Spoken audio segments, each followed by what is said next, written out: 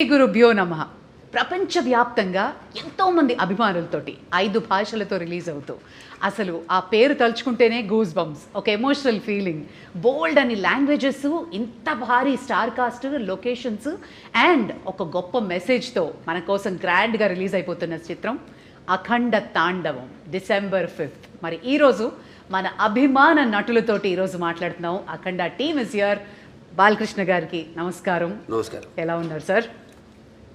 బ్రహ్మాండంగా ఉన్నారు. Hi Samyuktha, how are you doing? I am good. తెలుస్తుంది ఖచ్చితంగా విడుదల కాబోతుంది, ఎలా ఉంటుందో ఆనందం. Totally. And Harshali, welcome. Thank you. So beautiful you are looking Thank you and so much. Welcome to Tollywood. Thank you. Nandamuri Balakrishna గారు అంటేనే మాకు పిచ్చ అభిమానం. వాచ్ చేస్తున్న అశేష ప్రజానికానికి అఖండ 2 ఈ సంవత్సరంలో మాకు ఒక పెద్ద భారీ గిఫ్ట్. తెలుగు సినీ పరిశ్రమే కాకుండా 5 భాషల్లో, అది కూడా ఈ సంవత్సరం was a rocking year for you Bala sir. First పద్మభూషణ్లు అయ్యారు అండ్ ఈ సంవత్సరం భగవంత కేసరికి national award and world book of records. So 2025 ఎలా ఉండింది? చాలా బాగుండిందండి. ముందుగా నాకు ఇంత ధన్యమైన జన్మనిచ్చిన నా తల్లిదండ్రులకు, ఇంత ధన్యమైన జన్మనిచ్చి నన్ను అందరి హృదయాల్లో ఆయన ప్రతిరూపంగా నిలిపినందుకు దైవాంశ సంభూతుడు, విశ్వానికే విశ్వ నట రూపం ఎలా ఉంటుందో చూపించిన కారణ జన్ముడు, నా తండ్రి గురువు దైవం, విశ్వవిఖ్యాత నట సార్వభౌమ నటరత్న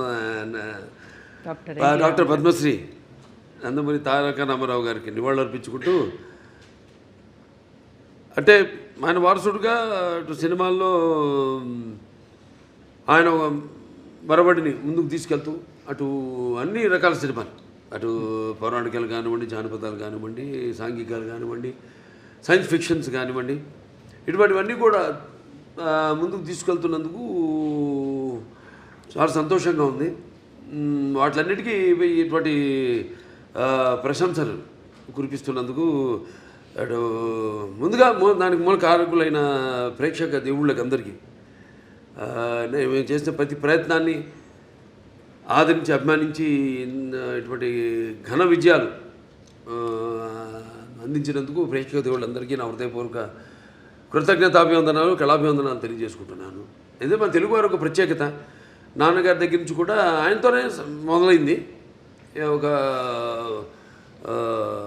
కొత్త రకపు సినిమాలు అందించడం, ప్రయోగాత్మక చిత్రాలు ముందే ఊహించి, అంటే ఒక 10 ఏళ్ళ ముందు ఎలా ఉండబోతుందని ఊహించి అటువంటి ప్రయోగాత్మక చిత్రాలు ఆయన మొదటి నుంచి చేయడం, దాని ప్రజలు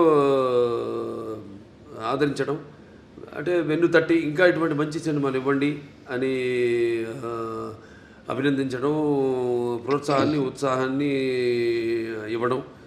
సో ఆ వరవడిలోనే ఈ యొక్క ఆయన ఈ పరంపరను ముందు తీసుకెళ్తున్నందుకు, సో అటువంటివన్నీ ఓకే, చాలా సంతోషం. అటు కేంద్ర ప్రభుత్వం నన్ను ఒక నటుడిగా గుర్తించి ఇన్ని రకరకాల విభిన్నమైన పాత్రలు చేసి ఇన్నేళ్ళు 50 సంవత్సరాలు, అసలు మన ప్రపంచ చరిత్రలోనే అది ఎక్కడ ఏ భాషలోనూ ఎవరికి సాధ్యపడని 50 ఏళ్ళు హీరోగా నటించడం,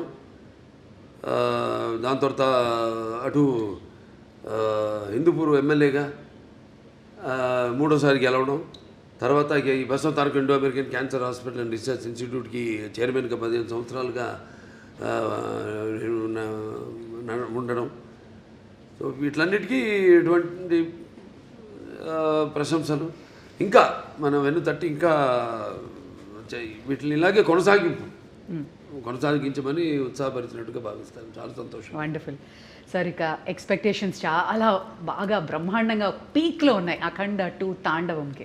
ఒకటి మీ ట్రైలర్ చూసాము, ప్రీ రిలీజ్ చూసాము, అండ్ మీ దివ్యమంగళ స్వరూపం చూస్తుంటే అసలు ఎలా సాధ్యమైంది సార్?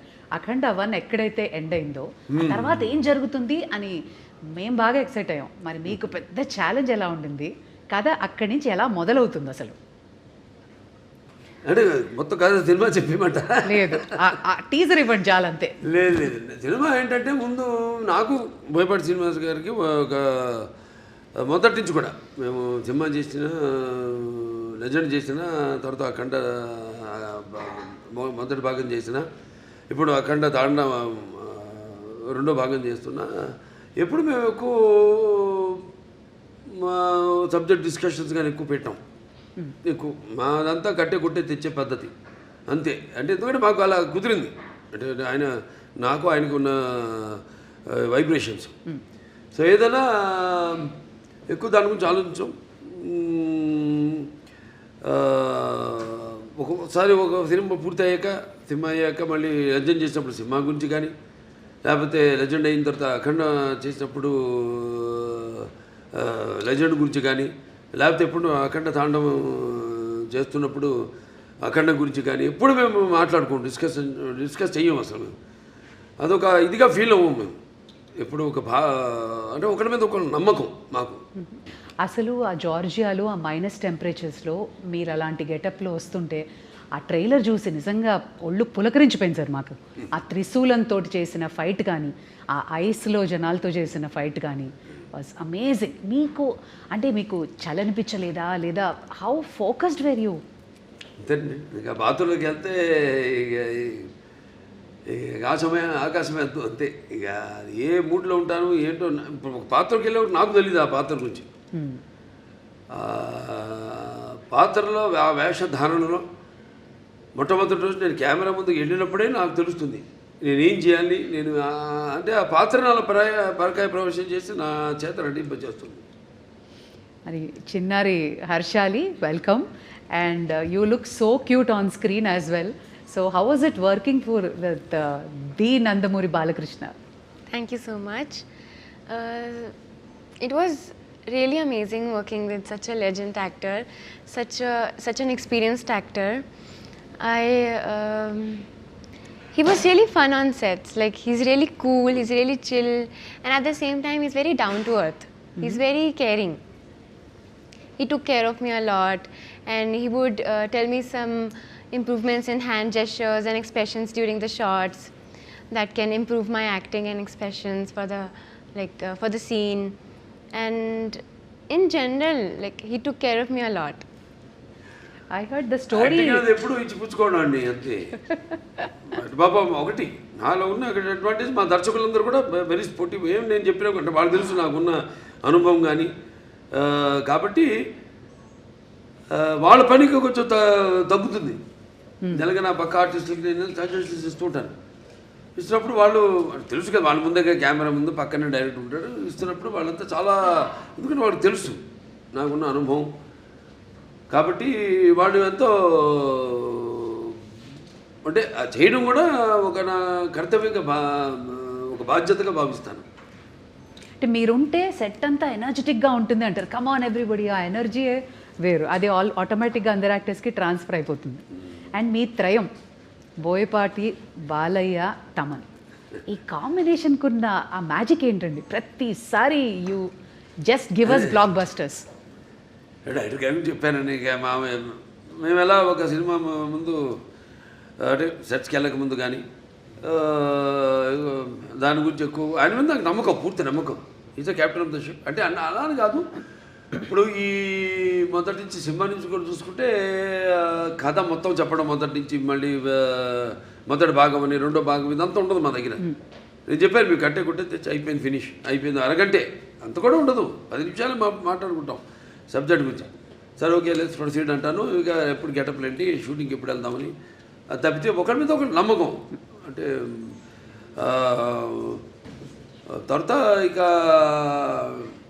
మన తమన్, ఆయనకేమో ఇప్పుడు మొన్నే చెప్పారు కూడా, ఆయన ఇట్లా ఎలా ఉండబోతుంది సినిమా అని.